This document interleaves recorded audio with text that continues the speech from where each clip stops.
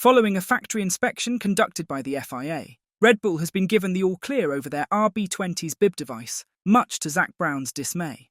Will we see a late surge from the Milton Keynes team in the Constructors' race? Let's find out.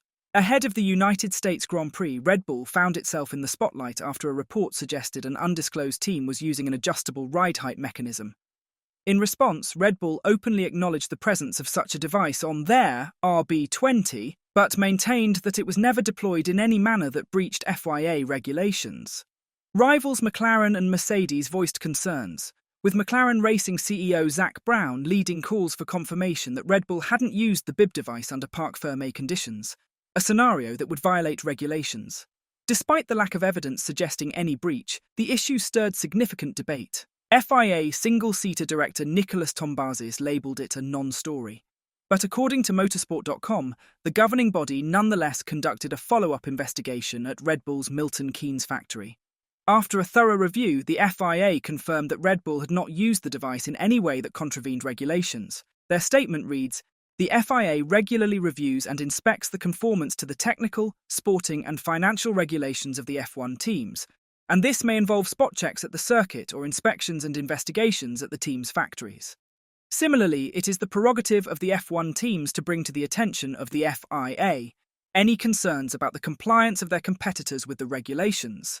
And this phenomenon is clearly intensified in championships where there may be closer competition for the ultimate prize, as has been the case in 2024. The FIA takes any such issues very seriously and seeks to investigate them in addition to all the regular checks it carries out during a race weekend and beyond. As part of this assessment process, FIA technical representatives visited the Red Bull Racing headquarters to investigate in-depth recent allegations about their front floor design and its use. This investigation concluded that no breach has taken place and therefore confirmed the position adopted by the FIA during the US Grand Prix in Austin. A triumph for the defending champions made even sweeter by the defeat of rival McLaren. Now, after all the fuss, it's up to Zak Brown to face the outcome gracefully. In the high-stakes world of Formula One, every team seeks any edge to unsettle the competition. Red Bull, Mercedes, Ferrari, and certainly McLaren are all known for it. McLaren, for instance, was compelled to modify its rear wing this season following objections from Red Bull and Ferrari. Could the complaints over the bib device have been a bit of payback? At first, anonymous sources hinted that another team suspected Red Bull was bending the rules with its front bib ride height adjustment, but when the FIA found no evidence to support those suspicions, only then did Zak Brown step up publicly to question the device's legality. The McLaren CEO confidently told the media he was certain Red Bull could adjust their car's ride height remotely. But he didn't stop there. He soon took things a step further. "I'd like to see the senior leadership, the former chief mechanics and the current mechanics, sign an affidavit stating that they have never used or have no knowledge of it being used." In Formula One, teams don't shy away from making things hard for rivals off the track. But in this case, Zak Brown may have pushed it too far, now appearing a bit foolish. Despite his statements and accusations, one crucial component was missing: concrete evidence that Red Bull had broken any rules. In the end, it all seemed like unfounded mudslinging that wasted time for the parties involved. In light of Red Bull being cleared of any wrongdoing, Max Verstappen has admitted to the team running like a headless chicken for some time this season. He said that Red Bull faced challenges in understanding the race pace of their Formula One rivals during the Dutch driver's 10-race winless stretch.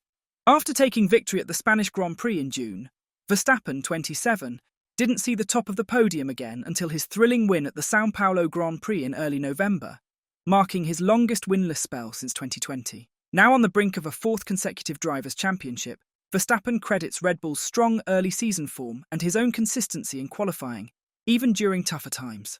However, the 62-time Grand Prix winner acknowledged that the team struggled to grasp how McLaren, Ferrari and Mercedes were able to maintain such strong, long-run pace during this 4-month drought. Reflecting on his and Red Bull's return to winning form, Verstappen shared his thoughts with the media on breaking the victory dry spell. "Of course, that was important. We always kept pushing.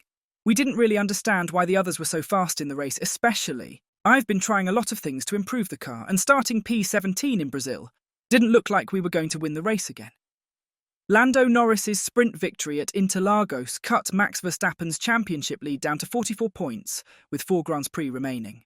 But with Verstappen powering through the field to take the win, his advantage has now extended back to 62 points. While Red Bull's prospects in the Constructors' title race remain challenging, with McLaren holding a 59-point lead, Verstappen is feeling good. The Dutchman believes the Milton Keynes team can carry forward the momentum from his latest victory and be more competitive in the final rounds, even if overtaking McLaren in the standings remains a long shot. It's an incredible result for us, a massive boost for the team because, honestly, it's been tough. But it is also a big strength of the team to stay calm and just try to work on performance and try to improve our situation. And I'm confident. I'm confident for the last 3 races that we can fight again, and especially in the race that we will be more competitive.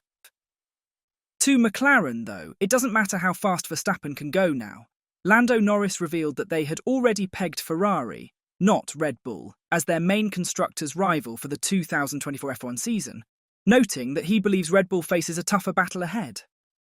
Red Bull kicked off 2024 in strong form, but by mid-season, the team found itself under mounting pressure from McLaren, along with Ferrari and Mercedes. Ultimately, the Woking-based team overtook Red Bull for the top spot in the standings. Since then, Red Bull has also fallen behind Ferrari, slipping to 3rd in the constructors' race.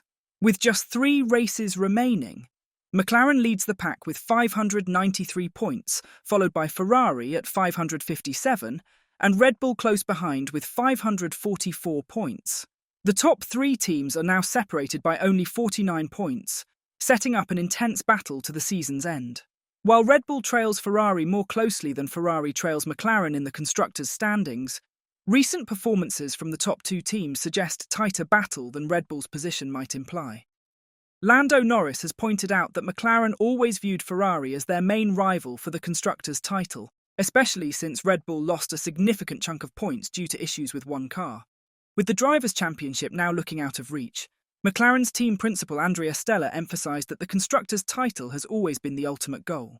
While they initially aimed for both titles, Max Verstappen's victory in Brazil has made the drivers' title increasingly elusive.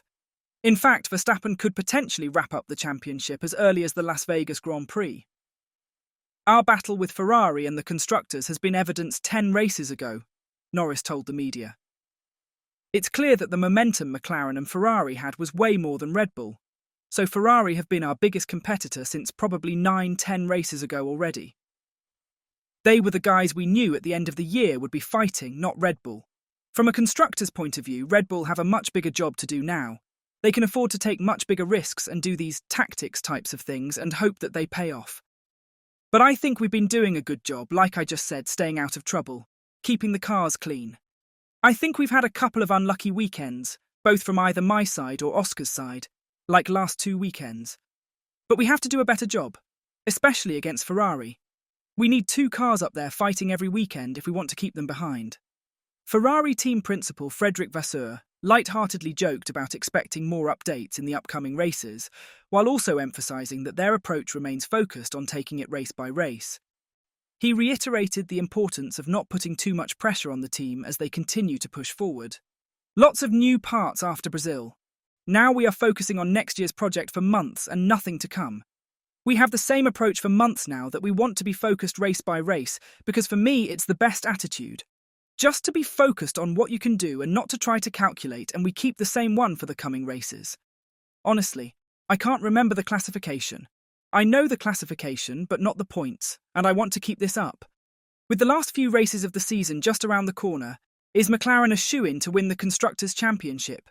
Or can Red Bull pull off the heist of the decade with Max Verstappen in top form?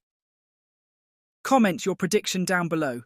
And as always, don't forget to like and subscribe to the channel if you haven't. Thanks for watching.